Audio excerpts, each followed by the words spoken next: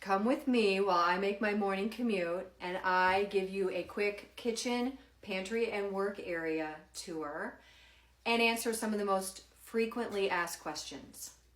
I work out of a residential kitchen which has all residential equipment, and I tried finding a commercial space during COVID, but that was impossible.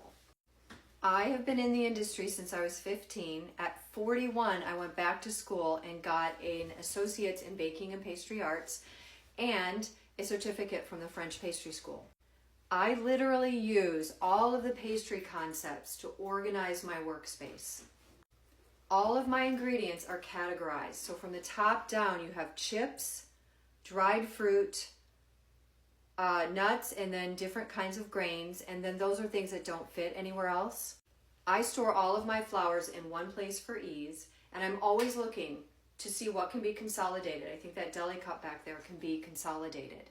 I have a residential fridge and freezer, and I keep everything stored so that it's a maximum space saving situation.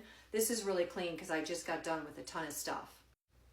Now, my pantry is an example of how I clean before, during, and after, and I deep clean on a regular basis. I pull everything out, consolidate, wipe things off, clean the shelves, and then put them back. And this keeps me tight and efficient. My drawers are very organized. They're not necessarily where I need them, but I can always find them, and they're less frequently used than the things over near the sink. My tapered French rolling pin might be a thermal houser, and a lot of you have asked about that. And I keep the oven clean, literally, by using a hot mitt and a wet rag and wiping it down while it's still warm. The space where I work is my sort of magic triangle, and I buy everything in white and glass, silver and wood, and maybe copper. This makes everything look nice, and you can do high and low and not have to be concerned. So these are my most sacred tools that are all really close by. I have a leak under my sink. It's being worked on.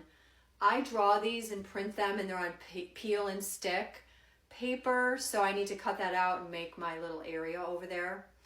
These are tools that are used obviously on a regular basis, and I keep them in categories. So pie stuff, gum paste stuff, things like that.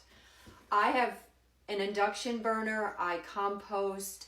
There's starter dude, and I keep my parts always together. I don't strewn them all over. So if you're going to do a drawer or a pantry situation where you have a lot of little tools, you really need to collect them into bins. And I buy them all in clear because then everything looks really nice. This is what I call the storage room. And in here I have a teeny tiny little freezer I bought, which has alleviated some of my freezer storage issues.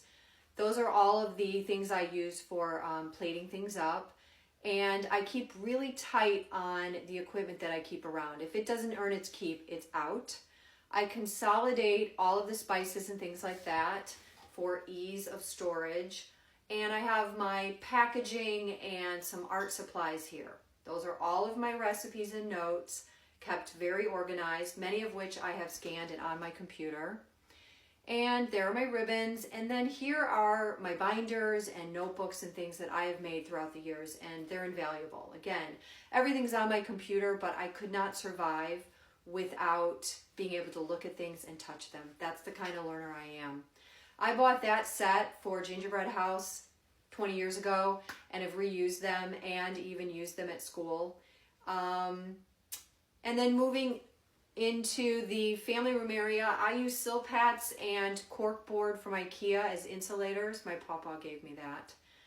The insulators keep my drinks warm. I like to stack Christmas books at the holidays because it looks kind of festive. Those are my baking Christmas books.